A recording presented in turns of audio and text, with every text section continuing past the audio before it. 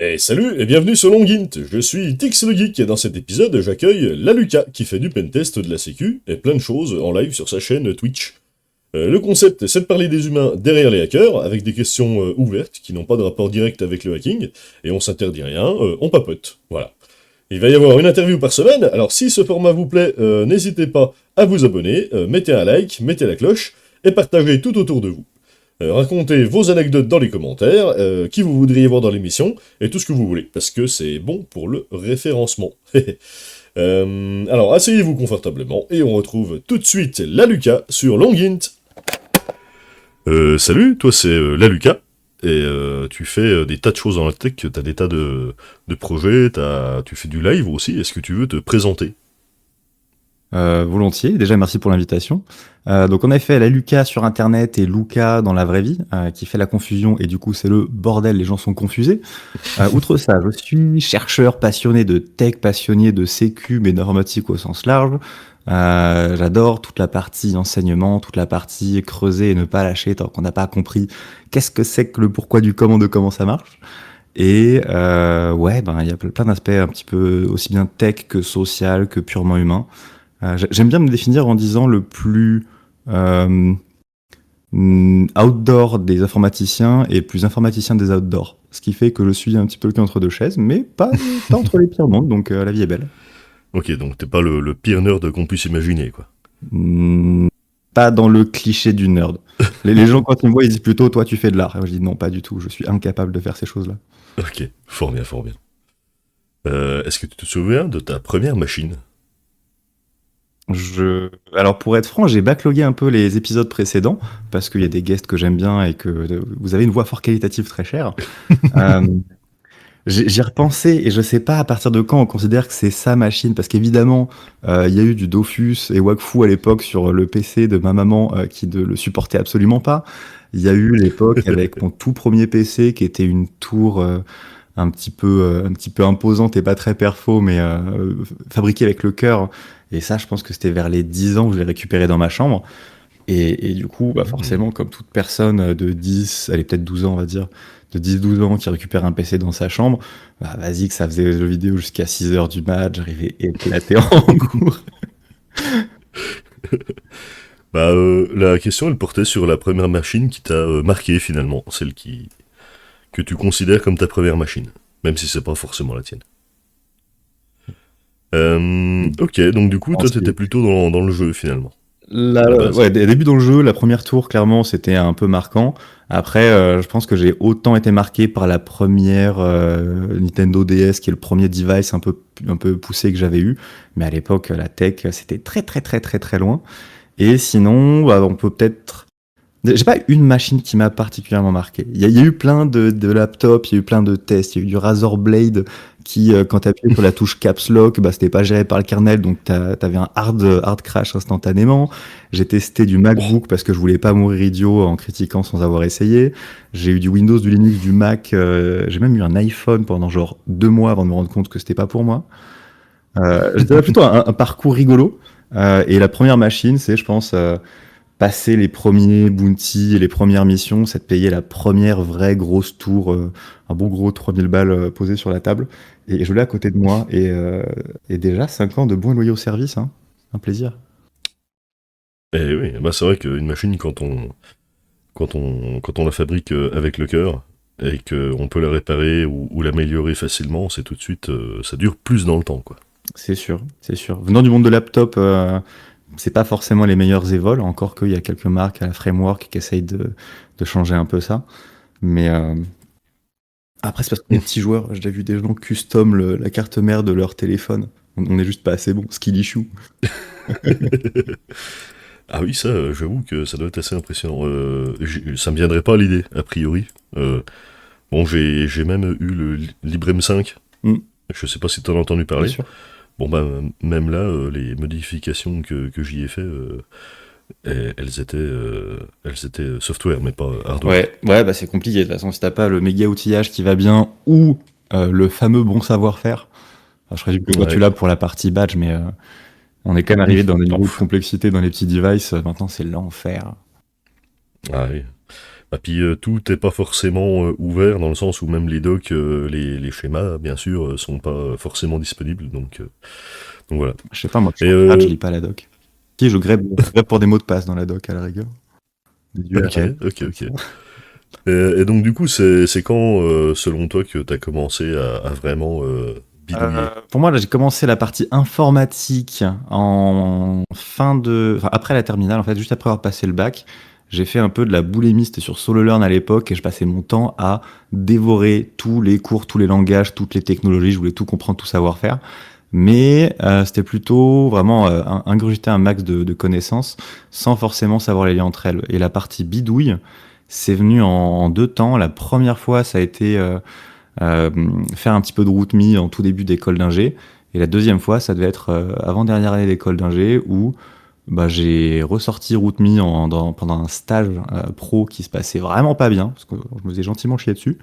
Et donc, j'ai sorti route.me, j'ai poncé une partie de route.me, et plus tard, j'ai fait mes propres outils. J'ai ensuite poncé route.me et d'autres sites, mais en l'infra, quoi, pas les challenges. Et, euh, et pour moi, c'était ça le début de la vraie bidouille. C'est passer de prendre des challenges qui sont faits pour apprendre à faire ses premiers outillages et faire les premiers chemins, la poudreuse. Quand tu pars dans la poudreuse, quand tu prends les premiers chemins non prévus pour toi. Et là, ça a été le vrai début. Ok, ok, ouais, donc vraiment orienté cybersécurité, quoi. T'es pas passé par des blagues, ce genre de choses. Tout est une blague. Forcément, il y a eu des petits SSH sur des machines adjacentes en info. Il y a eu. Je suis pas quelqu'un de très manuel, donc clairement, j'aime bien le software. Tu peux faire des choses, des bêtises, tu peux tout péter.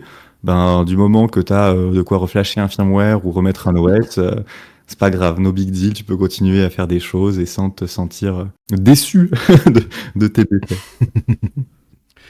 Ok, donc t'as jamais eu de problème avec la justice ou ce genre de choses? Écoutez, si, je dois confesser, je suis connu des services de l'ordre pour avoir consommer certaines substances illicites dans un parc. Je ne m'étendrai pas sur le sujet sans la présence de mon avocat. Merci beaucoup. D'accord, très bien, très bien.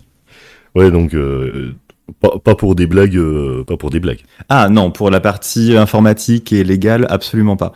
Je me suis toujours forcé, et en tout cas ça me conviendrait pas de ne pas le faire, de rester dans des choses éthiques.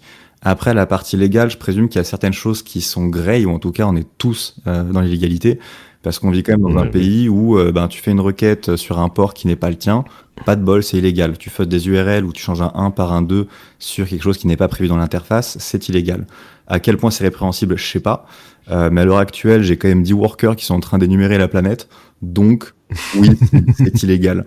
Mais dans un but éthique et en best effort pour rester sur les scopes autorisés et ne pas déraper malencontreusement. Mais bon, le web étant absolument pas standardisé, des fois ça dérape. Bah puis j'ai envie de dire, tant que tu n'as pas eu de problème avec la justice, c'est pas officiellement illégal, quoi. Ok, Oui, ok. je connais cette théorie. D'accord, d'accord. Et alors du coup, t'étais quel type de gosse quand t'étais petit? Est-ce que t'en souviens? Est-ce qu'on t'en a parlé? Ah, j'ai beau faire tout ce que je peux, j'arrive pas à l'oublier, hein. Non pas que je le Ouais. souhaite. Ouais, non, c'était pas la folie. Jusqu'à mes 18 ans, je pense que j'étais un peu le mec chelou qui a soit un peu de retard social ou un peu d'avance en termes de compréhension et respect. Et du coup, vu que je crachais pas sur les gens, bah, j'étais celui qui se fait cracher dessus, bully, frapper, tout ça. Donc c'était pas ouf. On va dire, passé 15 ans, c'était mieux parce que les gens sont un peu moins bourrins, un peu moins débiles. Et ça Un s'est peu moins accumulé avec le cruel, temps. Mais aussi. comment? Un peu moins cruel aussi. Aussi. Je mets des billes à tort. Ouais, c'est même pas tant de la cruauté, c'est plutôt de l'inconscience où les gens parlent ou se comportent sans se rendre compte que ça peut blesser. Mais il y a un peu de la débilité parce qu'il y a des trucs, tu es censé le comprendre que ça va faire du mal en face. Donc ouais. Donc voilà, non, c'était pas la folie jusqu'à 15, c'était ok tiers vivable jusqu'à 18 et j'ai vraiment commencé à vivre à partir de la prépa, ou en tout cas à partir des vacances post-bac parce que perspective d'avenir, rencontrer des gens qui ont les mêmes passions, euh, rencontrer des gens qui ont le cœur sur la main aussi, aussi bien d'école d'ingé que dans la passion informatique et sécu plus tard. Le parcours, mon parcours en tout cas, est vraiment fait de gens qui ont été ultra bienveillants, altruistes et qui font que la vie était de moins en moins un enfer. Jusqu'à maintenant où la vie, c'est très plaisant.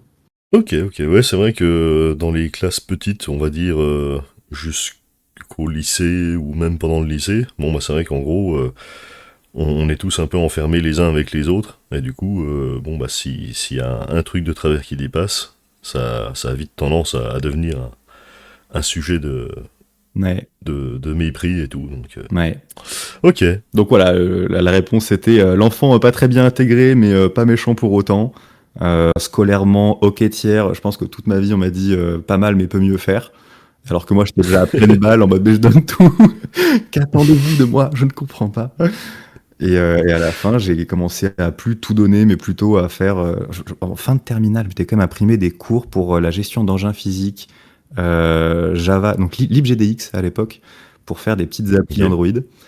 Mon Dieu, faire du Java avec un engin physique sur papier pour commencer à prototyper alors que t'as jamais codé une moindre ligne de Java. L'application a fini par sortir, elle était fonctionnelle. C'était immonde. Ah, C'était immonde. ah bah puis, ouais, on a tous eu des projets où, si on les regardait avec nos yeux de maintenant, on se dirait, ah, Ouais. ah oui, ah quand même. Le pire de mon côté étant un bon password manager, mais sans connaître le réseau. Donc en fait, j'avais fait un truc full front-end qui envoyait tout en clair, tous les mots de passe. Ça, c'est la bonne idée, mais la pire Ah, flemme. la fausse bonne idée. La fausse bonne idée, mais qui peut se vanter d'avoir son propre password manager home hosted à 18 ans? Ah oui, c'est vrai, Terrible. c'est vrai. Non, non, il y a des choses, c'est bien que ça a été fait dans le passé, que ce soit plus d'actualité. Bah ouais, tu parlais de programmer sans machine, entre guillemets, donc en en mode physique, si j'ai bien compris. C'est bien ça. Ah non, excuse-moi. En effet, c'était pour faire du prototypage et commencer à penser les algos pour faire des petits jeux, des choses comme ça. Donc c'était testé sur papier parce que j'étais bloqué à des heures de cours de maths, de physique, de ce que tu veux en terminale. Ah oui. Et du coup, moi, ce que je voulais, c'est faire un système où tu puisses déplacer. En fait, je voulais réimplémenter un jeu que j'avais bien aimé où tu te déplaces dans un tunnel et il faut éviter un peu des objets qui te tombent dessus à droite à gauche. Et bah, pour faire ça proprement, ben, il faut un accès gyroscope, il te faut un petit peu de physique, il te faut un peu d'inertie. Et donc, j'avais commencé à regarder ça. Ok, d'accord. Et en tant que personne, est-ce que tu te considères comme plutôt café, thé, autre? Mhm. C'est quoi ta boisson de prédilection? J'aime beaucoup le thé au lait, genre le café, enfin les deux d'ailleurs, café au lait, thé au lait. Que ce soit du vrai lait ou un petit lait aux amandes, un truc comme ça passe toujours bien. Euh, il faut savoir que j'ai une carte d'été à l'appart. Si jamais tu as l'occasion de Une passer carte sur Lyon un d'été. jour, il y a tea.lalu.tv et sur ce site, tu peux trouver une carte d'été disponible chez moi. Cliquer, ça m'envoie d'office une petite notification Discord qui dit bonjour, j'aimerais tel thé s'il vous plaît. Ah, Et avec une petite indication, parce que vu qu'on a une trentaine de thés, ça me permet de retrouver quelle boîte est gérée. Et ce qui est sympa, c'est que le back-end de cette chose-là, c'est jamais qu'un Google Docs, un Google Sheet en public, qui contient quel thé, dans quelle boîte, quel niveau de stock et voilà, un max de détails. Et, euh, et tu cliques, c'est Webbook Discord et c'est fini. ça veut dire que techniquement, si tu mettais des stickers NFC et puis un petit peu de hardware d'imprimante 3D, tu pourrais te faire un distributeur automatique de thé. Tout à fait, tout à fait. Après, j'ai quand même beaucoup de mal à franchir ce pas de l'automatisation qui a un impact physique dans le vrai monde. J'avais très envie, tu vois, à force de confier nos plantes et de les voir mourir à chaque fois qu'on part une semaine, je dis on, c'est avec ma compagne, j'avais très envie de faire un petit système automatisé de goutte à goutte, de capteur d'humidité, de choses comme ça. Je ne l'ai jamais fait parce que je suis angoissé de l'informatique qui impacte le réel. J'ai vu tellement de systèmes daubés, de choses des fois un peu rattrapables ou de choses extrêmement critiques. Euh, Avoir un système qui soit bug de manière numérique et peut ouvrir de l'eau une vanne de ton appart en permanence, soit plante de manière mécanique, à savoir il y avait le soleil qui pointait sur la vanne, donc elle s'est un petit peu distordue et donc maintenant t'es à 20 000 mètres de, allez, t'es à 200 km de chez toi et t'as ton évier qui se met à s'ouvrir pleine balle. Ça, je préfère que mes plantes meurent. C'est ok, c'est ok. Je n'ai pas assez Ok. de trust dans l'informatique et le hardware. Ah, ça, c'est une excellente initiative parce que c'est vrai que. Moi, j'ai un peu d'expérience avec les trucs physiques contrôlés par le Un logiciel. peu, ouais. Et c'est vrai que il me semble que la règle la plus importante, c'est que, ok, c'est pour faire de l'automatisation, mais vaut mieux être à côté quand même, parce que ça peut vite devenir une catastrophe. Non, par contre, tout ce qui est petit système de monitoring, de vision, de regarder à distance via ta caméra et la piloter à distance, plus faire un peu de détection pour savoir si quelqu'un est rentré chez toi, des choses comme ça c'est rigolo de faire du homemade. Et bah, ta caméra, quand t'as pas envie qu'elle te filme, tu vas pas juste Hmm. trust qu'elle te filme pas. Tu poses quelque chose dessus. Enfin, c'est vraiment des mesures concrètes. Ok, donc bien formé quand même aux us et coutumes de la vraie sécurité, quoi. Très bien. Et est-ce que tu te considères comme mélomane? Au sens large, hein, pas mélomane chelou. Non, non, j'aurais aimé. Je me suis chauffé, j'ai fait un peu de guitare, un peu de basse, un petit peu de ukulélé, un peu d'ocarina, des choses comme ça. Je prends plus le temps. C'est des choses que j'aime bien faire, mais la sécurité est un gouffre de temps monstrueux et c'est tellement une passion que j'en alloue volontiers. Le fait d'être dans la partie streaming mange également du temps, même si c'est un plaisir à faire. Euh, et mine de rien, ça donne quand même une certaine visibilité qui augmente le nombre d'interactions sociales par jour.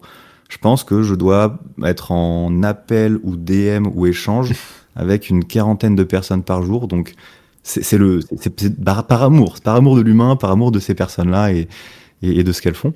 Mais un coup de main à donner par-ci, par-là, et le temps pour faire de la musique ou du sport, c'est KO.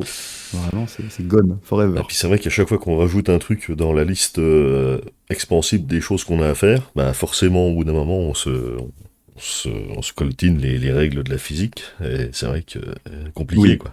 oui, tout à fait. Tout à fait. Ok. Entre la petite vie, la famille, le couple, les amis, le pro, un peu de passion en perso. Rajoute à ça, de mon côté, j'ai parapente deltaplane, mais avec différentes Oh. ailes. Et du coup, bah, à côté de ça, il faut vraiment se débrouiller pour gérer le matos, faire des reviews, pouvoir le préparer, arriver à se remettre un peu dans son élément et pratiquer assez pour le faire assez bien pour que je puisse à nouveau reprendre quelqu'un avec moi en tandem en deltaplane. Et en fait, c'est bon, le temps, tu l'as cramé. Je voulais voler à fond cet été, j'ai fait 15 vols à tout péter. Je voulais enregistrer 4-5 vidéos un peu drôles, trollesques. J'en ai fait une. Le temps est un vrai problème. Eh oui. Et a priori l'IA va pas nous aider là-dessus, hein. Dommage. Euh, Je sais pas, dans quel sens? Ça en prend plus? Ça en libère? Ça... Bah j'avais de grosses attentes avec l'IA. Pour moi, dès qu'on commencerait à y être, tout de suite, ce serait un peu des cerveaux dans des bouteilles qui pourraient nous servir à faire des choses vraiment importantes. Et Mhm. bon, bah c'est vrai que pour le moment, je crois que, bah, par exemple, moi je fais beaucoup de dev pour le boulot. Donc du coup, je me sers Mhm. des IA comme outil pour essayer d'aller plus vite. Et très Mhm. souvent, je suis obligé de mettre les hauts là parce qu'en fait, ça me prend plus de temps que de juste le faire à la main. Alors, c'est pratique pour certains trucs, mais le simple fait de d'avoir à gérer ça, bon bah du coup, j'ai l'impression que ça fait pas perdre de temps, mais ça en fait pas vraiment gagner non plus. Et puis, je vois pas comment ça pourrait nous permettre de caser plus de choses dans nos vies, quoi.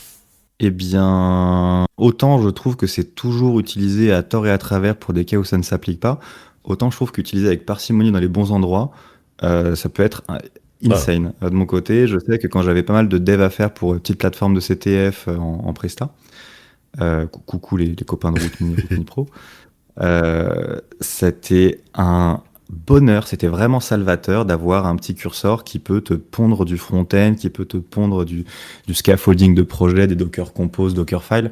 Je suis d'accord que c'est pas une IA qui va faire des tâches complexes, mais pour des tâches un peu brainless, ben c'est là pour faire du volume, quoi. Moi j'ai vraiment, je pense à une époque, pendant un mois et demi, gagné 2 heures de vie par jour avec 20 balles par mois d'abonnement hmm. Ah, ouais, curseur. puis c'est vrai que du coup, bon bah, dans tout ce qui a priori est plutôt artistique entre guillemets, donc les front-end, ce genre de choses, ou même pour améliorer la vitesse de codage d'un back-end, Ok, mais c'est vrai que du coup, bon bah dans mon cas c'est plus de l'embarqué, donc du coup c'est plus compliqué Ouais, c'est de... spécifique, Bah, c'est pointilleux, bah, puis du coup évidemment. faut vraiment... Pour un exploit, pour un exploit, pareil, jamais je m'embêterais à essayer de faire, de prompter un exploit en IA. Il y a certains frameworks qui le font, il y a SAEG pour de l'exploitation binaire, il y a XBO, Aker et j'en passe pour faire de l'IA offensive à base de MCP qui appelle les outils, des choses comme ça, oui. Mais ça reste des outils qui font de l'interaction, des outils qui vont donner des insights sur du code. Dès qu'on veut écrire quelque chose qui doit être au pixel près pour fonctionner et être dans... En fait, dès qu'on n'est pas dans un cas d'usage principal, pour moi, on sort un peu des probas d'utilisation et donc on n'est pas dans ce que l'IA essaye de pré-shot pour nous. Donc on va très souvent tomber à côté. Pour de l'offensif, en tout cas, ouais, complicado. Pour de l'embarqué ou du très précis, sûrement complicado. Si c'est pas l'IA qui fait le code, mais l'IA qui génère des choses qui vont ensuite faire le code ou faire l'attaque, là j'y crois un peu plus. Un truc que ça me rappelle, c'est il y a eu là tous les XAI CC, donc gros concours d'IA à la DevCon avec différents participants, différentes approches. Tous ceux qui ont essayé de mettre de l'IA partout pour écrire des fuzzing corpus, des choses comme ça, ils se sont pris les pieds un peu dans le tapis. Et à côté de ça, il me semble que c'est Quarks Lab ou Trail of Bits, je sais plus, oups, qui a pris l'approche d'utiliser le moins d'IA possible. Vraiment, ils ont utilisé genre 2 balles pour trouver une vingtaine de vues et les patcher en termes de LLM. Mais les 2 euros d'IA qu'ils ont utilisés, c'était les bons cas d'usage. C'était pas créer un corpus, c'était créer un tout petit bout de code qui va permettre de créer un corpus avec les bons parseurs, les bonnes structures de fichiers et derrière faire un peu de flip, un peu de fuzzing. On va créer avec l'IA l'outil qui permet de faire la tâche demandée. On va pas créer tout via IA parce que c'est pas adapté du tout. Dès que tu veux faire des trucs un peu plus complexes, bon bah là ça peut vite devenir un trade-off à faire. Ah, je vais dans ton sens à un petit fine-tune près qui est que pour moi, il faut toujours relire de toute Ah oui, façon. Que ce soit une IA, un humain, que ce soit un code front, un code back, un tool. Tu veux pas que ça te fasse un incident, tu veux pas que ça te fasse une porte ouverte. C'est généré, ça part en prod, ça doit être lu, point. Peu importe la provenance. ouais c'est vrai. Ok, bien vu. Mais je suis d'accord que suivant qui le fait, qui rédige, on va être plus ou moins pointilleux. Mais on a tous des lundis matins, on a tous un risque de se faire poncer un jour. On sait... la donnée, on ne truste aucune source. On regarde ce qu'il y a dans la donnée avant de la manipuler. Ouais, c'est bien dit, c'est bien dit. Moi ça me rappelle une histoire. En fait, il y a quelques années, j'avais entrepris d'être consultant à mon compte. Et du coup, bah, j'ai été embauché pour faire un audit de code dans une entreprise qui faisait une application en PHP. Et du coup, bon, on y va et tout. Je commence à faire l'audit de code. Et en fait, on n'a même pas été plus loin que la page d'accueil, entre guillemets, parce qu'il y avait déjà 5 façons de dumper entièrement la base.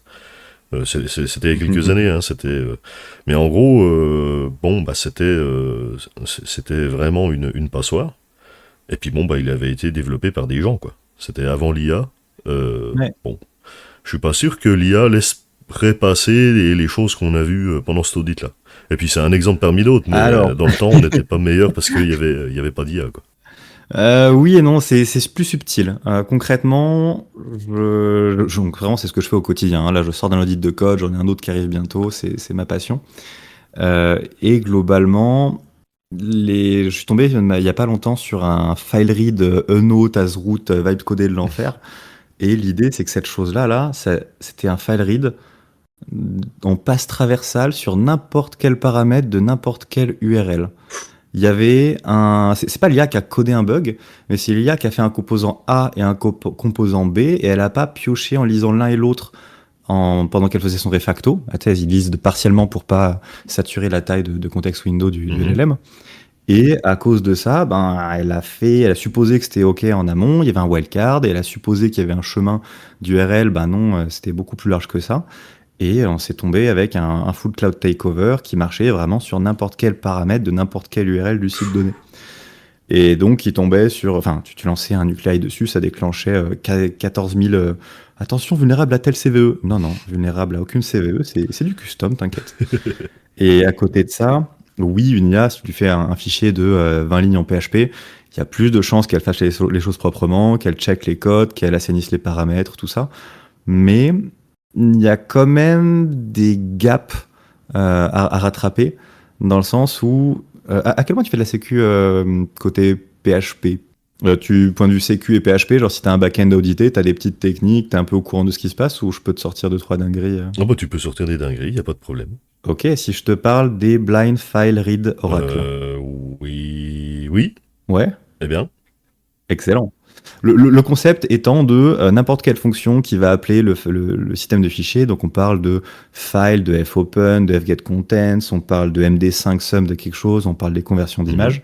Dès que quelque chose va gérer un préfixe PHP, il y a moyen de prendre un fichier byte par byte et de maltraiter PHP de l'intérieur pour qu'il crache ou crache pas. Et donc arriver à faire récupérer l'intégralité d'un fichier avec un petit oracle optimisé comme ça. Ok, c'est l'équivalent de ce qu'il y avait sur MySQL, fonction benchmark. Ouais, franchement, c'est en faire un oracle booléen. Là où MySQL, on dirait, on va essayer de faire win crash. Et d'ailleurs, je te suggère de faire plutôt du soit fonctionner, soit sélectionne du 1 divisé par 0. Donc, tu auras juste 200 ou 500. Là où le benchmark, tu auras un timeout et du coup, c'est vachement plus chiant à automatiser. Là, sur PHP, ils vont se débrouiller pour prendre les bytes et forcer des conversions pour faire soit une allocation mémoire de 20 bytes, soit de 2 milliards de bytes. Donc PHP, il te fait win crash. L'idée, c'est d'avoir un oracle, un comportement qui permettent d'aller récupérer les infos. Et donc, si j'en vais jusque-là, c'est que cette technique, bien que présente et exploitable depuis, je sais pas, potentiellement la durée d'existence de PHP, elle a été mise au goût du jour et documentée et toolée il y a 1 an, peut-être 2 maintenant. Allez, 2. Et du coup, ok, on entraîne les modèles, mais sur des données qui sont encore parcellaires sur Internet. Et donc, pour plein de modèles, je pense que c'est totalement ok, et pour plein de devs aussi d'ailleurs, de dire, fais MD5sum de tel fichier arbitrairement contrôlé par l'utilisateur. Bah ouais, tu veux te faire MD5, tu vas pas afficher le contenu, c'est inutile. Bon, si tu fais ça au sein de PHP, l'IA qui t'a codé le truc en pensant bien faire, elle t'a mis du DOS, du file read et potentiellement de la RC. Ok. Et pour le coup, elle pensait vraiment bien faire et la doc est relativement... elle dit nettoyer les paramètres, elle dit pas si vous faites quelque chose qui a l'air un petit peu innocent, vous allez mourir. Ouais, comme tu disais tout à l'heure, en fait, elle génère en fonction du set qu'on lui a donné. Et de toute façon, même au-delà des problèmes de logique, c'est vrai qu'il y a aussi des problèmes de corpus ou de connaissances, quoi. Ouais, de corpus, de connaissances, de gap à rattraper parce que la sécu avance vite. Donc là, je parle pas de petits exploits unitaires, mais vraiment de grosses techniques qui révolutionnent l'exploitation d'un langage, d'un framework ou d'un OS. Forcément, dur de s'en prémunir quand c'est pas encore dans le dataset. Et même quand ça l'est, c'est quand même des choses suffisamment niches où tous les pentesters ne le connaissent pas. Dommage pour eux parce que c'est bien béni. Et du coup, c'est pas assez représenté ou représentatif sur Internet pour qu'une IA s'en méfie. C'est trop anecdotique, je pense. Ok. Ou en tout cas, ça l'est à l'heure d'enregistrer le podcast. Fort bien. Et du coup, parce qu'on a pas mal dérivé, mais c'est quoi ta musique préférée finalement? T'as dit que tu faisais un peu de musique, est-ce que t'en écoutes? J'en écoute beaucoup, très hétéroclite. Globalement, dans les anciens podcasts, t'avais demandé c'est quoi ta musique sur laquelle tu voudrais te battre. La question Et donc d'après, dans ma tête, ça avait fait oh no, désolé. Dans ma tête, ça avait fait oh Bad Apple, let's go. Un truc où c'est un peu tout noir au blanc, live or die, et un peu philosophique. Après, j'ai plein de musiques que j'aime, je dirais pas une préférée. J'aime bien aussi bien des petits trucs calmes, reggae, en ambiance soirée, que du dub pour avoir quelque chose sans parole ou avec peu de paroles, mais assez lancinant pour être bien focus, en état de flow dans ce que tu fais. Et à côté de ça, je peux me retrouver le lundi matin sur de l'up tempo en train de lire de la doc, et je le vivrais très bien, très très bien. Ok, fort bien. Et l'électro, tout est ok. Tous les styles sont beaux. Genre death metal, ça basse. Ouais, j'ai mes périodes. C'est pas mon go-to. Ok. Mon go-to serait vraiment soit de l'électro avec un peu des lyrics, soit de la bonne techno qui tâche, soit des sons complètement décalés. Genre j'ai eu des périodes Lorenzo, j'ai eu des périodes là, les nouveaux Vald, la partie Pandemonium qu'il a sorti où c'est de la une espèce de rap sur de la frappe-core. Tous les styles ont des pépites et tous les styles ont leur lot de musique que tu ne comprendras pas parce que ton oreille elle est pas faite pour. Donc Ok, tu connais Drum Corps? non, mais quand le nom, imagine un petit drum and bass métal un peu. C'est du breakcore un peu, du coup, D'accord. il y a des grosses influences métal, mais du coup, avec ce que tu me décris, ça pourrait peut-être te plaire, voilà. C'est de la musique technique, on va dire. Est-ce que tu rapprocherais ça de Igor? Oui, oui, Voilà. à beaucoup d'égards. Après, il n'y a pas du tout de la dimension musicale hétéroclite d'Igor, quoi. Bienvenue sur Long Int, le podcast musical dans lequel on parle de style obscur. T'as vu la breakcore Windows XP? Ah non? Là- Non, c'est un vrai sujet, ça? Cette chose existe, c'est des keywords YouTube magiques. Tu mets breakcore Windows XP, t'as des espèces de vidéos de 3 à 10 heures de breakcore bien déconstruites, entre douce et agressive, entre lofi et uptempo. Il y a de tout. C'est génial. Internet est magique. J'aime. Ok, donc du coup, alors ça, c'est un tips qu'il va falloir que je suive, parce que je suis très friand de ce genre de style de musique un peu décalé. Du coup, je vais voir ça. Faudra qu'on ping Kelly parce qu'elle a plein de pépites super chouettes en termes de breakcore et de musique originale. Donc ça vaut le coup. Donc du coup, la musique sur laquelle tu voudrais te battre, ce serait Bad Apple. Ouais. Ok, bon sujet, très bien. T'es du genre à te battre? Non, je suis du genre à, quand les gens sont toxiques, me mettre loin. C'est moi qui suis concerné, soit prendre sur moi, soit me casser. Et non, si par contre, si c'est une proche qui a des soucis, il y a pas de. Je suis pas du genre à me battre. Évidemment que je vais monter au créneau si quelqu'un qui a rien demandé se fait emmerder à côté de moi. D'accord, très bien. Donc t'es pas à aller bully les gens pour des raisons idiotes, quoi. Non, non, non. Les seuls bullies que je fais, c'est quand j'ai eu un consentement avant pour pirater des amis. Et du coup, c'est un petit jeu qu'on a entre nous. Et donc, ça peut se ficher, ça peut se pouner, ça peut se rubberducker. Il y a le consentement en amont. Et on se bully informatiquement parlant. Mais physiquement, faut être réaliste. On n'a pas les muscles. On n'a pas les muscles. On n'est pas dans le bon domaine. Et le consentement, c'est important. Évidemment, évidemment. Ok, d'accord, très bien. Et donc là, on va passer à une série de questions. C'est sur une échelle de 0 à 10. Ok. Alors l'idée... Avec commentaire ou sans Oh commentaire? bah avec commentaire, si tu en exprimes le besoin, il n'y a pas de problème. Non, moi, je me plie aux règles, hein. Tu me dis. Ok. Eh ben écoute, chaque question c'est un mot ou une allocution, qui a pas forcément de... Il n'y a pas d'idée derrière, et du coup, voilà, tu donnes une note entre 0 et 10, la première qui te vient en tête finalement. Allons-y. Alors, sur une échelle de 0 à 10, les écrans cathodiques, C'est un 1,5. 1,5. Bah, ils ont le mérite d'avoir été là au début, mais c'est quand même pas agréable, ça fait du bruit, ça te fait des châtaignes de temps en temps. Non, si, vas-y, je rehausse à 5 parce que j'ai eu une fois un écran qui était mort et la possibilité de le faire imploser en jetant un marteau dessus. C'est de toute beauté. Mais outre ça, c'est une techno qui a carré en son temps, mais c'est bien qu'elle reste où elle est, D'accord, dans le passé. fort bien. Sur une échelle de 0 à 10, Internet. Un solide 10. Ok. Ah, c'est un 8, il y a des dérives, il y a plein de... C'est très bien, mais j'ai pas encore tranché intérieurement entre est-ce qu'il faut qu'on soit tous anonymes parce que la liberté, ou est-ce que pseudonymat, mais en vrai pseudonymat, vu nos implèmes, c'est pas d'anonymat du tout, Eh, et pas d'anonymat, vu nos États qui font un peu ce qu'ils veulent sur les dérives totalitaires, ça me convient pas. Donc, ouais. Internet très bien, mais très... Scary stuff également. ok, d'accord. Sur une échelle de 0 à 10, les animaux de compagnie. 10 en maison, 1 en appart. Ok, d'accord, très bien. Toi, tu as des C'est- animaux de compagnie ou... Ah bah j'avais quand j'étais à la maison pré l'installation parisienne puis lyonnaise.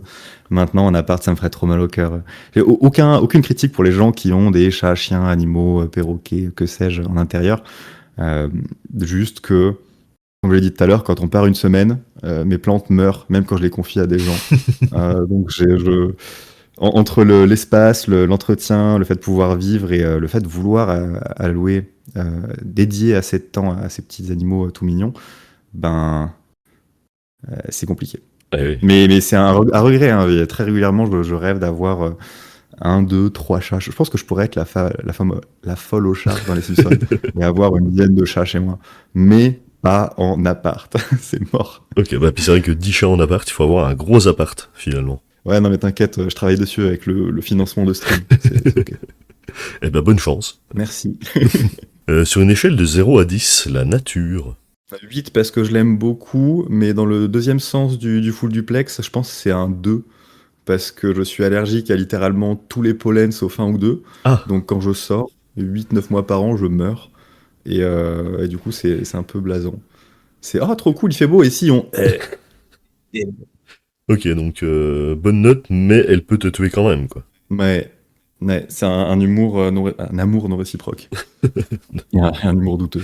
D'accord, ça c'est. Donc du coup, factuellement, t'es plus citadin que rural. Ouais, bah là, c'est la praticité de la ville, le fait que tout soit proche, le fait de pouvoir voir des amis, aller en event, tout ça, le fait que ce soit fibré Eh aussi, oui. très très important. Après, il y a quand même quelques lieux que j'ai très haut dans mon cœur, à savoir soit quand tu vas en montagne à partir de 1700, 1800 Ah mètres, oui. bah t'as forcément des petites prairies, moins de végétation, et là c'est que du bonheur. La dune du Pilat, quel plaisir, ces grands bancs de sable, justement pour pouvoir voler et frôler le sol au-dessus.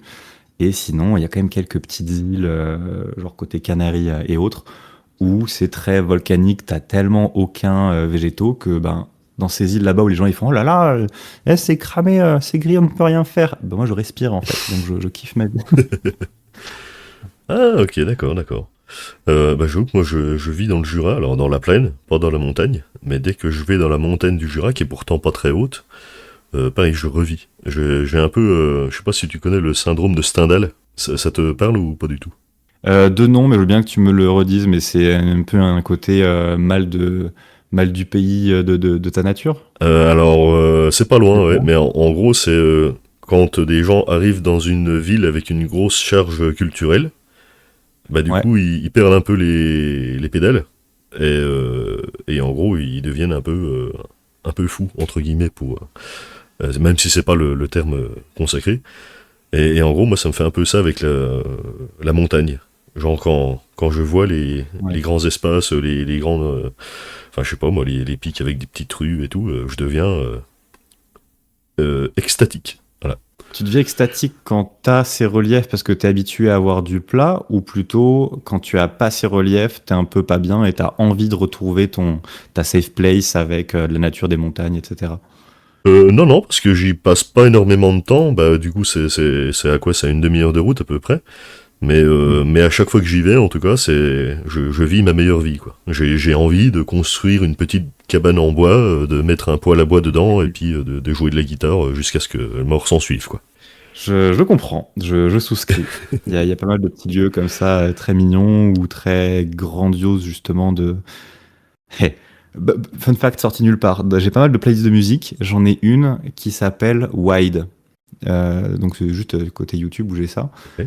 Et wide, parce que pour moi, c'est des musiques qui s'écoutent que dans des grands espaces, parce qu'elles ont un côté un peu grandiose, un côté un peu théâtral, un côté un peu démonstratif. Et j'imagine bien, tu vois, le côté... t'arrives dans le lieu, nature, grande vision, du relief, tout ça, et tu te mets les musiques qui ne s'écoutent que dans les lieux qui s'y prêtent.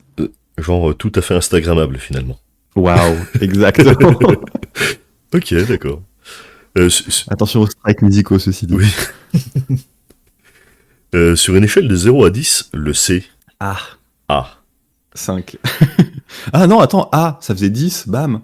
0xa. Ah, ok, d'accord. Ok, ça se tient. Ouais, non, compliqué. Le C, un plaisir nécessaire, au petit pour certains trucs. Je pense que j'aime pas en faire. Des fois, j'ai besoin d'en faire. Moi, j'aime bien l'introspection, j'aime bien creuser dans les systèmes. Bon, bah, j'aime pas faire du C, mais quand il a fallu forquer PHP pour aller mettre du logging sur certaines constructions de langage pour péter le framework de mes rêves, bon, bah, je l'ai fait. Dans la douleur, en appelant un ami, en pleurant un peu, mais ça se fait. Mais c'est bien d'avoir des gens très compétent en C qui veulent partager des projets des fois, parce que c'est dur. D'accord, ok, très bien. Bon, on n'est plus amis, voilà. Ah. Non, non. Non, mais j'ai dit que c'était bien. Oui, c'est vrai. C'est juste que, comme les écrans cathodiques, il y a des choses plus appropriées maintenant. Waouh. La Oh, guerre. t'es en train de Les t'enfoncer. Oui, Non, d'accord. Ok. intentionnel. Non, c'est chouette. En vrai, je pleure mes lacunes dans tout un tas de langages et de techno, de framework, de compétences. Mais à côté de ça, je pense pas être celui qui court le moins vite et je me sens tellement dépassé par le nombre de sorties, le nombre de techno, le nombre de trucs qui arrivent. Et oui, maintenant, c'est devenu extrêmement complexe. Ouais, j'ai commencé il y a 7 ans, ça allait déjà vite, j'ai l'impression. Là, en IA, arriver à tout suivre, clairement, c'est KO. Ah oui. Mais moi qui aime bien toucher un peu à tout, quand tu suis... bon, j'ai fait une grosse croix sur l'Active Directory et sur la crypto. Quasiment tout le reste, j'y touche. Et du coup, forcément, dès que tu te remets sur un domaine que tu n'as pas touché depuis un moment, bon, bah, t'as pas fait de pawn depuis 2 ans. Ah, super, les techniques de l'époque, elles marchaient encore, mais il y a des mitigations de l'enfer qui sont apparues, il y a des petits détails d'implem qui ont apparu.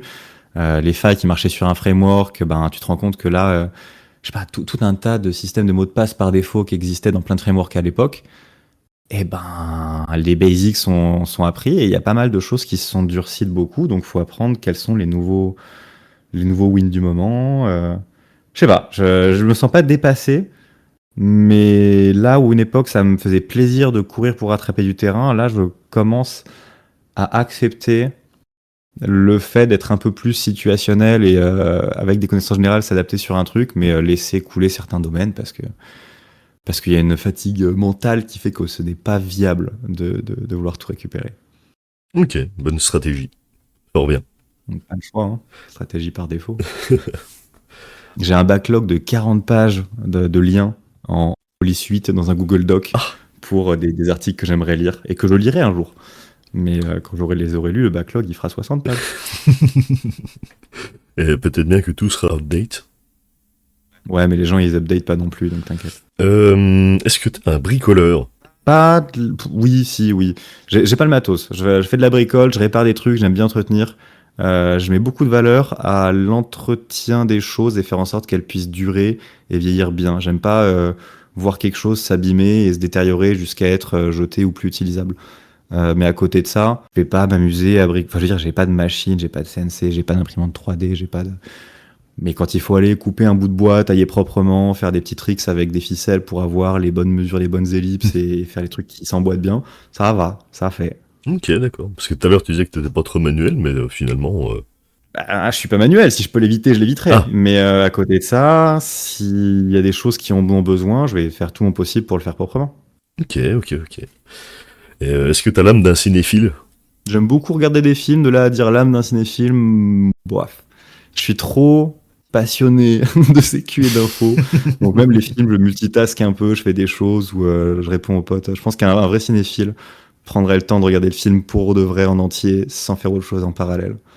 Donc je vais dire non à celle-là. D'accord. Et est-ce que t'as quand même un film préféré, un truc qui t'a marqué ou... Je ne saurais pas répondre. Oui, il y en a, mais plein. Ok. Requiem for a Dream avait mis une maxi claque. Les Final Fantasy étaient ouf en termes de beauté. Il y a des films que j'ai beaucoup aimés, un peu SF et idéologique à la Ion Flux. Et j'avais beaucoup apprécié ce film, j'ai voulu le montrer à des potes.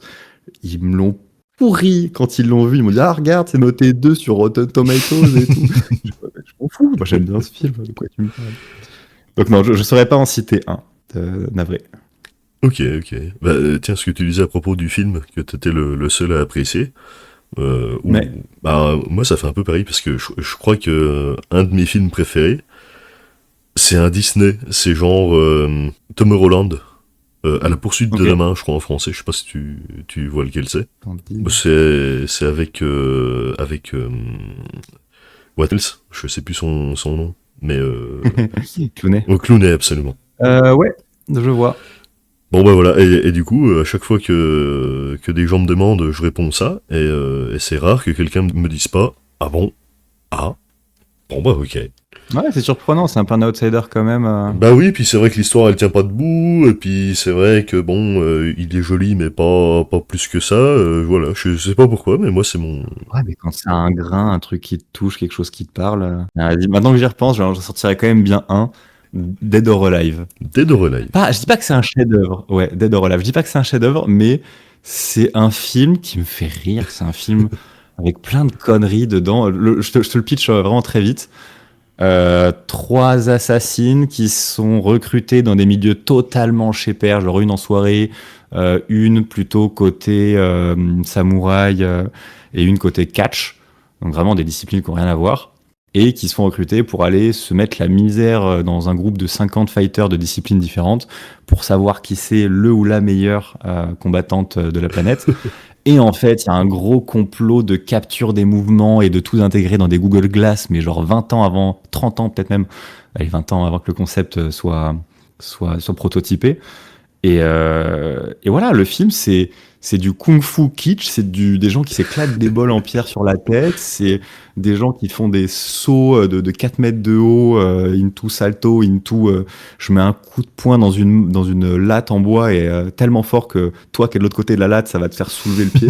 Genre, c'est que des conneries, c'est que des choses où il faut accepter de poser le cerveau et de se dire j'ai passé un bon film, un bon moment dans ce film. Mais, ouais, non, tu vois, rien qu'en reparlant, j'ai ce sourire qui vient. J'aime bien sûr. Ok, d'accord, très bien. Bah, bonne réponse du coup. Alors, si jamais t'avais 1 million d'euros à dépenser, qu'est-ce que tu en ferais? Je disais que j'aurais volontiers donné les 1 million d'euros à Virtua Labs parce qu'il a dit qu'il donnerait tout à une ONG, donc ça veut dire qu'il a plus son million pour la question. Ah, ok, d'accord. Eh. Rétrocompatibilité Non, des épisodes, très bien. Blague à part, peut-être qu'il y aurait un peu de donation, mais je pense que j'ai pas envie de rentrer dans le cliché du philanthrope, tout ça. Je pense que j'aurais tendance à les garder et à essayer de faire le bien autour de moi à petite échelle ou à moi ne plus avoir besoin de bosser, donc m'octroyer un temps un peu illimité pour aller donner des coups de main aux potes, aux amis en termes général. C'est de l'égoïsme à mi-échelle. Je pense, enfin, clairement, je pense pas qu'un million change grand-chose à la face du monde et encore pas, enfin, ni à la face française ni à la face du monde. Je suis pas patriote, je suis un peu anti-étatique. Ça me convient pas la manière dont tout fonctionne. Mais j'ai quand même des grandes convictions sur le fait qu'à petite échelle, à défaut d'avoir de l'impact global, on peut vraiment faire beaucoup. Tu vois quelqu'un qui est en galère dans son taf, tu passes ne serait-ce que 2 heures avec la personne pour lui permettre de comprendre un peu ce qui se passe, de prendre du recul, d'avoir le bon outillage. Et la personne, sa semaine, elle s'est éclairée, voir son année. Ou des gens qui sont un peu isolés et juste voir du monde faire des choses, ça leur ferait du bien. Donc non, je pense que je traderais ce temps, cet argent pour m'octroyer plus de temps et faire plus de choses éthiques locales. Alors, excellente réponse, mais la question c'est dépenser 1 million d'euros. Ah putain, tu veux que je le claque? Tu peux ne pas le claquer, mais en tout cas, il faut que, au bout, tu les aies tous dépensés. Très bien. Eh ben, je pense que je vais être... je vais être boring. Je vais faire le mec méticuleux, à savoir, je vais essayer d'acheter un appart pour vivre et pas de loyer, un appart ou une maison ou deux pour louer et avoir une rente fixe. Comme ça, derrière, c'est full-time sur la passion et même réponse, aider les amis, la famille, les proches, tout ça. Parce que j'aurai plus cette contrainte de si tu manges pas, si tu travailles pas, tu manges pas, quoi. Ouais, ok, d'accord. Donc non, je pense que je suis monsieur sécurité, offensif certes, mais stabilité et sérénité surtout. Genre pouvoir avoir des appuis solides pour derrière être en posture d'aider les autres. Après, bon, j'avoue, il y a un petit parapente moustache, un petit paracite moustache qui va arriver, mais bon, ça c'est... Jamais tu mettras plus de, je sais pas, que ce soit toute passion confondue, slackline, vol libre, informatique, stream, tout ça, jamais j'arriverai à cramer plus de 20 ou 30 000 balles là-dedans. Les voyages, c'est intéressant, mais je m'amuse plus avec des gens locaux. Enfin, dans n'importe, tu me mets dans un appart ou dans un champ avec des gens que j'aime bien, on trouvera forcément des conneries à faire. C'est pas en achetant un truc de fou qu'on va changer la donne. Ok. Si, à la rigueur, tu as une grande baraque, justement, pour avoir tous les potes pas loin et pas trop de logistique. Ça, c'est cool. Ah ouais, ouais, ok, ça se tient. Alors après, 1 million d'euros, c'est pas une très très grande baraque. Ça dépend où est-ce que tu l'achètes. Ça Mais dépend où, ça dépend où. oui, ça dépend. Et voilà, je voudrais pas, moi, vivre dans une grande baraque, mais par contre, pouvoir se dire, tous les ans, tu te fais un événement de un mois full de louer dans une grande baraque, bah, t'as de quoi. Je pense que tu peux largement faire mes 60, peut-être même 50 ans de vie restants en kiffant proprement. Ouais, ouais, ouais, ça se tient. Ouais, je pense. Ok, ok, d'accord, très bien. Et alors, du coup, si t'étais président de la République, quelles seraient, J'étais président quelles seraient les 3 de la premières République. choses que tu mettrais en place? Alors, tu peux être le président d'une dictature, si tu veux. Y a pas de problème. Ah, c'est chaud. C'est très compliqué. Il y a pas mal de choses qui me chagrinent dans les lois qu'on a voulu faire en prenant les devants pour la sécurité des gens. Comment dire, on peut vouloir faire. Ah non, ça va être tellement dur à répondre. Tu peux raconter une bêtise aussi, hein, ça marche aussi. Non, mais ça m'embête. À supposer qu'il y ait ce pouvoir-là, ils les font déjà, les bêtises. C'est à nous de faire des trucs un peu plus smart maintenant. Non, je pense que j'aimerais bien simplifier autant que possible la partie administrative, numérique, de manière générale. Là, le moins de trucs qu'on veut faire en France, tout le monde en est dégoûté, a l'impression de jamais être dans les cases, de pas comprendre, c'est pas clair, tout ça. Mmh. Il y a quand même un exode des Français, soit aux US pour les thunes, soit aux US et en Suisse ou Qatar ou ce que tu veux pour les thunes, soit en Irlande ou Suède, Norvège équivalent pour la simplicité de juste, t'as un compte, tout est lié dessus, tout est relativement, je vais pas dire parfait, mais un net niveau au-dessus de notre fonctionnement à nous. Et je pense que c'est bénéfique. Les gens, s'ils ont moins d'angoisse administrative, et Dieu sait qu'ils sont nombreux, bah, ils auront plus l'envie de tester des trucs, de créer des trucs, de voir ce que ça peut donner. Ah oui. Donc ouais, ajouter un peu de souplesse dans tout ce niveau-là. Peut-être quand même mettre un peu de... Ouais, non, vas-y, ça va être trop sérieux. Je vais faire sauter la planète. Oh. Ok, c'est une réponse qui se tient aussi, hein, pourquoi pas. Pas pour tout le monde, mais en tout cas... Parce que là, du coup, tu nous as dit donc simplifier l'administration. Donc ok, ça peut être Ouais, une mais tu vois, dans mesure. la tête, les idées que j'ai après ça, c'est tu veux simplifier l'administration, mais tu veux quand même pas que ça gruge, parce que sinon il y a un gros banc à gagner pour les gens qui font vraiment la part des choses. Donc j'aurais envie de faire en sorte que il y ait aussi, autant que possible, de la prévention de fraude et de corruption, pour que les gens, on les taxe moins, mais que ceux qui sont taxés le payent pour de vrai. Coucou les GAFAM. Mais à côté de ça, ouais. Mais à côté de ça, j'aimerais quand même aussi qu'on ait un système de soins qui continue à fonctionner bien. Et dès que tu penses à ça, en tout cas moi, dans mon cas, je pense à penser à ouais, mais qu'est-ce qui se passe? Tu fais ça à l'échelle d'un pays ou du monde. Et là, ben, ça me rappelle à la réalité qui est que, je pense, à tort peut-être, que si on veut que tout le monde ait accès à ce qu'on a, c'est juste pas réalisable. Et si on veut que tout le monde ait les mêmes choses, nous, actuellement, Français moyens, on va avoir un drop de niveau de vie monstrueux parce qu'on vit au-dessus de ce qu'on peut se permettre de vivre. Et ce via l'historique, le passé, tout ça. Et donc, soit on accepte de faire un méga drop, soit on accepte de vivre avec ça sur la conscience. Et j'ai pas encore tranché, personnellement. Ok, donc décroissance, simplification administrative, et la troisième?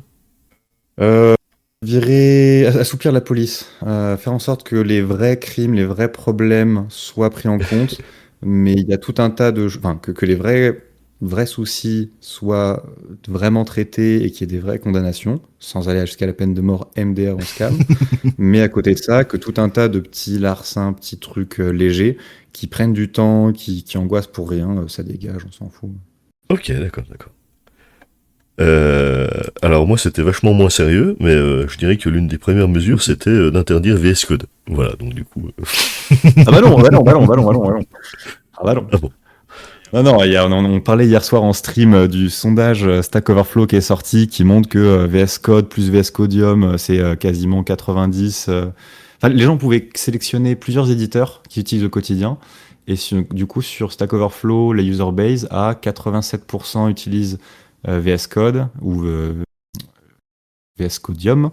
Il y a un petit 20% quand même qui arrive en cursor, un petit 10% en windsurf, donc des forks de VS Code. Et tu as quand même Vim qui arrive en troisième.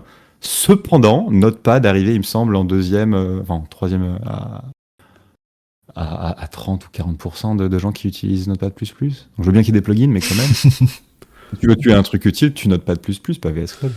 Ok, admettons. Moi, du coup, j'utilise pas VS Code, j'utilise Pulsar. Mais si j'utilise pas VS Code, c'est uniquement parce que c'est du Microsoft. Donc voilà. C'est de la mauvaise foi. Ouais, que dire? Tu sais, t'as quand même tout un tas d'outils qui sont hostés sur GitHub maintenant, donc on n'a plus trop le choix. Oui, mais ne me le rappelle pas trop parce que sinon je vais en prendre conscience et du coup je vais arrêter GitHub. Alors,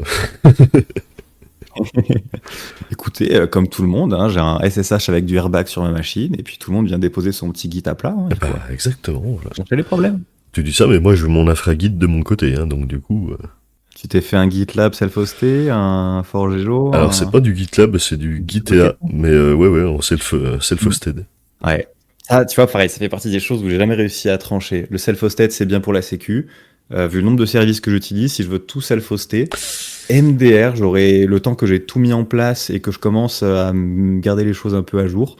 Ben, je pense que je passe ma vie à faire ça. Ah bah oui. Puis de toute façon, l'infra, c'est un peu un puits sans fond une fois qu'on y met le doigt. Ouais. Mais c'est passionnant aussi. Ne mets pas ton doigt dans cette infra. Tu risques de te faire très mal. Exactement. Ok, d'accord. Donc du coup, on sait ce que tu vas faire si t'es président. C'est plutôt rassurant, du coup. Tu peux être président. Voilà. Je vais faire de mon mieux, me rendre compte que les gens ils luttent à contre-courant, je vais give up et ensuite ça va partir en cacahuète. C'est terrible. Ok, puis il y a quoi sur ton bureau? Oh. Alors, face à moi, il y a 3 écrans, une caméra, un peu de lumière pour la partie stream. Sur ma gauche, il y a le gros mothership. Il y a quand même une bonne enceinte, un gros bébé JBL pour avoir du bon son. Ok. Devant moi, j'ai une tasse en forme pas en forme, estampée de petites pastèques parce que j'ai une affection particulière pour ce que représente la pastèque. D'accord. Hors tout contexte politique et tout, hein, juste, j'ai des anecdotes rigolotes avec ça. J'ai une petite tasse de café toute mignonne avec le logo de la Lubuntu, première distribution que je m'étais amusé à faire et maintenir. Tasse offerte par Kellig, cœur sur toi quand tu écouteras ce podcast. J'ai évidemment des antihistaminiques par paquet de 12. Et j'ai un petit porte-bougie, lui aussi en forme de pastèque. Ainsi que des mouchoirs en bonne allergique et un petit casque osseux pour prendre des appels toute la journée sans être en train de mourir. Ah. Mais également un super microphone, une petite souris que j'ai depuis mes 10 ans, je pense. J'ai ma souris de bureau, je l'utilise littéralement depuis bientôt 20 ans. Et un tapis de souris RootMe Pro offert par RootMe Pro au vainqueur de la GREAC 2023 ou 4, je sais plus. En bref, je suis entouré de plein de choses que j'aime bien, des petits goodies, des petits trucs où quand on regarde ce père, bah tu souris et t'es content. Voilà. D'accord. Donc du coup, tu parlais des choses estampillées de pastèque. T'es quelqu'un qui fait des collections, beaucoup ou pas spécialement? Uniquement les Zero Day. Ok, d'accord. Rien de physique, du coup. Alors, collection des Zero Day et des Day, oui. Collection, non, clairement pas. Après, oui, il y a, vu qu'il y a cette histoire de petites anecdotes l'expression est la suivante. Oh zut, j'ai encore pastèque un back-end. Comprendre, tu la nuke et il ne se relèvera jamais. Ah. Ou j'ai pastèque mon client, ou j'ai pastèque mon AD. Et donc forcément, c'est tellement rentré dans mon vocabulaire et dans celui de mon entourage que c'est devenu le logo d'un groupe d'une 50aine de potes. J'ai plein de petits objets comme ça, mais c'est pas tant une volonté de collection, c'est plutôt quand les gens voient un truc mignon ou très très pastèque, et ben des fois ça passe, ça finit en cadeau, et c'est toujours apprécié. Mais il n'y a pas de volonté de stacker le matériel. Je suis pas quelqu'un de matérialiste. Même les PC là, si j'ai fait mon OS, c'est justement pour que mon PC, le jour où il canne, je m'en fous. Tout est redéployé en un claquement de doigts. Tout est purement une brique jetable. Ok, d'accord. Donc du coup, t'as pas un Diogène de la pastèque non plus, quoi. C'est juste, voilà, une petite référence sympa à des privés de joke, quoi. Exactement. Ok. Du coup, t'es plutôt, tu disais que t'étais pas matérialiste, donc du coup, t'es plutôt minimaliste, tu dirais? Ouais. Oui, mais si vous me voyez en conf, vous allez quand même rigoler parce que je suis minimaliste, mais avec le syndrome de la tortue. J'ai toujours mon sac avec moi en event, et dans mon sac j'ai tout. Genre, si vous avez le PC qui crache, j'ai aussi bien le tournevis qu'un scalpel pour aller décoller des trucs. J'ai toujours de quoi couper, visser, coller, brûler, désassembler, reformater. Oh, C'est un peu minimaliste parce que j'ai peu de choses, mais elles sont suffisamment bien combotées et en petits kits pour que je puisse faire un peu tout ce qu'il faut pour sauver l'orphelin comme globalement. un survivaliste de la tech finalement. C'est Ok, ça, c'est ça. ouais, pas mal. J'aime bien le concept. Je suis un peu comme ça aussi. J'aime bien avoir le minimum, ou au moins que ce soit organisé de telle façon à ce que quand je me déplace, ou que ce soit, bon bah souvent toute la place est prise par des goodies, mais j'aime bien quand même ce petit délire. Ouais, c'est ça, tu me verras rarement bouger avec plus qu'un sac, par contre dans le sac il y a tout. Fort bien. Alors du coup, je crois que t'as déjà répondu à la question, mais ton éditeur préféré, c'est quoi? Ça dépend pourquoi faire. Je n'ai pas de langage préféré, je n'ai pas d'éditeur préféré. Au bon problème, au bon besoin, ça porte les bonnes solutions et les bons outils. Ah, Donc, ok, excellente réponse. j'aime bien le Python, c'est rapide, mais si je veux un truc qui patate, je vais le faire en Golang. Très souvent, si je veux cross-compiler un petit elf, exe, macho, n'importe quoi qui puisse se dropper quelque part, ce sera en Golang. Si je veux de la portabilité max et que j'ai pas de souci de perf et que je veux prototyper vite, ce sera Python. Si je veux me faire pawn, ce sera PHP. Donc ça, c'est côté ça, c'est côté langage. Et sinon, côté IDE, euh, si je suis en remote sur un serveur, ça va être du Vim nu. Si je suis chez moi sur des fichiers énormes, très lourds ou qui ont des besoins spécifiques, ça peut être en NeoVim, LazyVim parce que c'est très beau, ça clignote dans tous les sens. Si c'est pour faire du dev rapide, intensif, clairement ce sera Cursor pour pouvoir avoir full blindé d'IA, de prompt et de boilerplate. Si c'est pour faire de l'audit de code sur une codebase client, bah, ce sera forcément du VS Codium, télémétrie désactivée pour que le code reste chez nous. Voilà, le bon besoin, le bon outil. Mon go-to daily, ça reste quand même Cursor, avec les extensions qui vont bien, qui sont toutes documentées dans Skillarch, nouvelle distribution que je maintiens évidemment. Mais sinon, j'ai pas de hooliganisme technico-politique. Le bon besoin, le bon outil. D'accord, très bien. Bah, excellente réponse. Ça se tient, ça se tient. Bon, malgré que y avait VS Code dans le lot, mais bon, bah ça. Eh. Du coup, si, par le plus grand des hasards, tu pouvais tout quitter et partir, tu irais où? En termes de lieu. En termes de lieu, si De tu devais vie. partir plutôt. Ouais. Je sais pas, il y a des endroits qui sont très beaux, mais déjà très peuplés, donc un peu chiant. Je pense que j'essaierais soit de maximiser le fait de pouvoir voler en bord de mer, parce que c'est vraiment très très agréable, soit le fait de maximiser le fait d'avoir tous les gens que j'aime bien autour. Et donc pour l'instant, ben, c'est littéralement Lyon, Paris ou pas trop loin. Donc j'ai pas d'envie ou de rêve de partir vivre super loin. Après, forcément, j'ai envie d'aller découvrir la Thaïlande, les plages, les paysages de fou, des choses comme ça. J'ai envie d'un jour faire un tour peut-être pays nordique, mais j'aime pas le froid. Donc voilà, il y a pas mal de curiosités. Mais non, s'il y a un petit rooftop dans la même ville où je suis, je pars en face. Hein. S'il a 10 minutes à pied, c'est ok. Je me sens pas voyageur dans l'âme. Je suis bien où je suis tant qu'il y a des gens que j'aime bien pas loin. Ok, donc t'as pas envie de tout quitter pour aller dans les îles, par exemple, comme certains pourraient le dire. Bah, pas forcément, et pour le coup, sinon je l'aurais déjà fait. Ok, d'accord, ça se tient. Je taffe en full remote.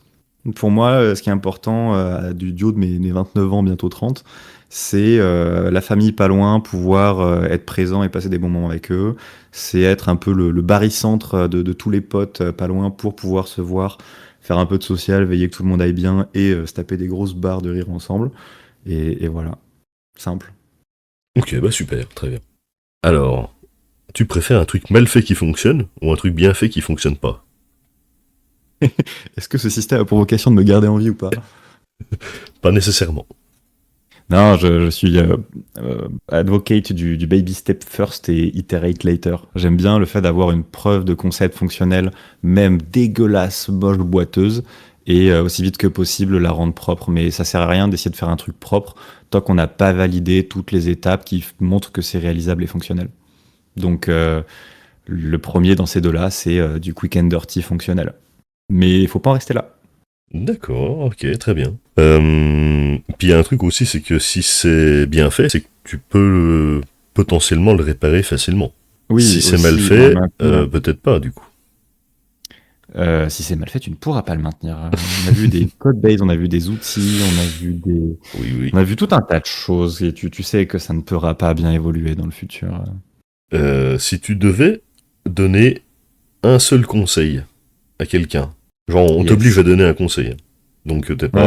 Bah, je le donne volontiers, c'est le même que je donne depuis très longtemps et je pense que je le continuerai des années. Don't go alone, it's dangerous outside. Si vous voulez faire de l'info, de la cyber, une passion, que sais-je, les One Man Army, les gens qui sont extrêmement chauds par eux-mêmes, il y en a quelques-uns et tant mieux pour eux. Mais tous ceux qui veulent prendre le temps de tryhard pour revenir 5 ans plus tard en mode c'est bon, je sais tout faire, je suis un super-héros, et ben très souvent, soit ils se dégoûtent de la discipline, soit ils finissent isolés, tristes et déprimés. Donc, le meilleur tips que je donne vraiment de tout mon cœur, c'est trouver un crew de gens avec qui vous voulez faire des choses en premier. Mettez-vous d'accord sur qui fait quoi, pourquoi, comment. Qu'ils aient de l'avance, que vous ayez de l'avance, que ce soit homogène ou pas, on s'en tamponne. L'idée, c'est de faire ensemble parce qu'en mettant le temps, ben, tout s'homogénéise un peu, chacun garde ses domaines d'expertise et le fait de faire des choses ensemble, c'est ce qui fait qu'on s'amuse bien et qu'on arrive à le tenir sur la durée. Ok. Et c'est quoi le pire conseil qu'on t'ait donné? Le pire conseil qu'on puisse me donner ou qu'on m'ait donné, c'est vaut mieux demander pardon que demander la permission. Du genre, tiens, t'as envie de tester ceci, t'as envie de tester ce back-end, ou tu sais pas si c'est une scope, pète-le et on dira pardon après, mais déjà on regarde si on a un shell. Ah Et ouais. ouais, non, j'ai eu quelques bourrins dans mon entourage. Et c'est pas bien grave, et t'as des gens très compétents qui te disent ça, et t'as des gens très peu compétents qui te disent ça. C'est pas bien grave, chacun fait les choses à sa manière. Moi, je préfère demander, si on me dit que c'est pas en scope, ça fait du taf en moins. Au pire, ça fait un shell en moins, mais on s'en remettra. Et allez, une petite dernière. Une chaîne YouTube slash Peertube à conseiller. Euh, alors, Peertube, t'as du monde dessus? Oh, je suis passé l'autre jour, il y avait des gens. J'en connaissais pas un seul. En fait, je dis Peertube pour laisser l'option, mais c'est vrai que pour le moment, je crois que c'est un petit peu stagnant. Un peu compliqué. Non, bah la chaîne de France aussi est tip top. Un mec vraiment qui a le cœur sur la main aussi et qui se motive pour faire les choses proprement, pour s'intégrer à la commu. La chaîne de Penterts est assez cool aussi. Mhm. C'est celle de Virtu aussi. Donc voilà, il y a plein de petits créateurs français. Donc clairement, on a nos chouchous et il y a plein de gens qui font des belles choses. Sinon, en chaîne vraiment que j'adore et que je suis depuis des années, Veritasium, mais je pense qu'il a pas trop besoin de pub. Ah Mais oui. Veritasium, incroyable, évidemment. Et c'est vrai que maintenant, ça fait un bout de temps qu'il fait ça, lui. Ouais, et c'est de plus en plus clean, pro, régulier. La régularité, quelle difficulté la régularité. D'ailleurs, tiens, un petit kudos en plus, les copains de Hackback, ramenez les lives. Il faut revenir. Vous manquez. Voilà. Ok, bah écoute, merci beaucoup. Eh ben, avec grand plaisir. Merci pour l'invitation à nouveau et hâte de pouvoir également te réinviter en stream pour des sujets IoT. Eh ben, ce sera avec plaisir. Excellent. Et voilà, Longint, c'est fini pour aujourd'hui. Merci beaucoup à la Lucas de s'être prêté au jeu, et merci à vous d'avoir suivi cet épisode. Il va y avoir un épisode par semaine, alors n'hésitez pas à vous abonner, à laisser un like, à nous raconter vos anecdotes dans les commentaires, parce que c'est super bon pour le référencement. À la prochaine sur Longint.